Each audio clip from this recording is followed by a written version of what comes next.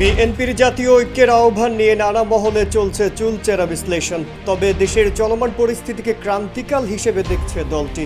এজন্য এখনই জাতীয় ঐক্য গঠনের উপযুক্ত সময় হিসেবে মনে করছে বিএনপি। সরকার পতনের এক দফা দাবিতে বিরোধী সব রাজনৈতিক দলকে এক ছাতার নিচে আনার চেষ্টা করছে তারা। যুগপথ আন্দোলনে থাকা নিবন্ধিত ও অনিবন্ধিত ৩৯ দল ছাড়াও ইসলামী, বাম ও ডানপন্থী আরও ১৫টি দলের সঙ্গে আলোচনা করছেন দলটির দায়িত্বশীল নেতারা। চলমান রাজনৈতিক পরিস্থিতিতে সব দল মিলে যৌথ বিবৃতি দিতে পারে, পরে অভিন্ন কর্মসূচির মাধ্যমে ঐক্যবদ্ধভাবে মাঠে নামার কথা ভাবছে বিএনপি। তবে এই ঐক্যের আহ্বান নিয়ে ভিন্ন মত রয়েছে কয়েকটি দলের। বিশেষ করে জামায়াত ইসলামীকে সঙ্গে নিয়ে ঐক্যের বিষয়ে বামপন্থী কয়েকটি দল আরও সময় নিতে চাইছে। সংশ্লিষ্ট সূত্রে এসব তথ্য জানা গেছে। বিএনপির একাধিক দায়িত্বশীল নেতা জানান, ৭ জানুয়ারি দ্বাদশ জাতীয় সংসদ নির্বাচনের আগে বিরোধী রাজনৈতিক দলগুলোর মধ্যে একটা ঐক্য হয়ে আছে।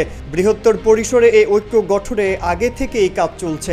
এর মধ্যে কোটা সংস্কারের দাবিতে শিক্ষার্থীদের আন্দোলন ঐক্য গঠনের সঠিক সময় মনে করছেন তারা। এর কারণ হিসেবে নেতারা বলছেন, শিক্ষার্থীদের আন্দোলনে সাধারণ মানুষের সমর্থন আছে এবং তারা মাঠেও ছিলেন।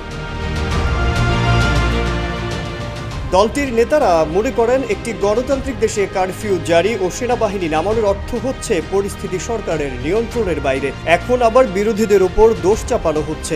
এমন পরিস্থিতিতে সাধারণত গণতান্ত্রিক দেশের সরকারি সব বিরোধী রাজনৈতিক দলকে নিয়ে জাতীয় ঐক্যের ডাক দেয়। দেশের স্বার্থে এটাই হওয়া উচিত, কিন্তু সরকার তা না করে বিরোধীদের ধরপাকড় সহ নির্যাতনের পথ বেছে নিয়েছে।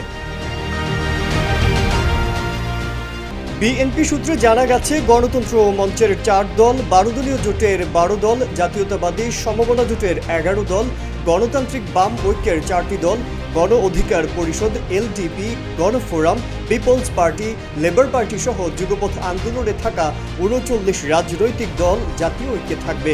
এর বাইরে জামায়াত ইসলামীও ঐক্যে থাকছে। তবে জামায়াতকে সঙ্গে নিয়ে ঐক্যের বিষয়ে গণতন্ত্র মঞ্চে থাকা 2টি দল আরও সময় নিতে চাইছে। এছাড়া চরমোনাই পীরের দল, ইসলামী আন্দোলন, ববি হাজ্জাজের এনডিএম সহ আরও 15টি রাজনৈতিক দলকে পাশে চাইছে বিএনপি। এর মধ্যে ইসলামী, বাম ও ডানপন্থী রাজনৈতিক দল রয়েছে।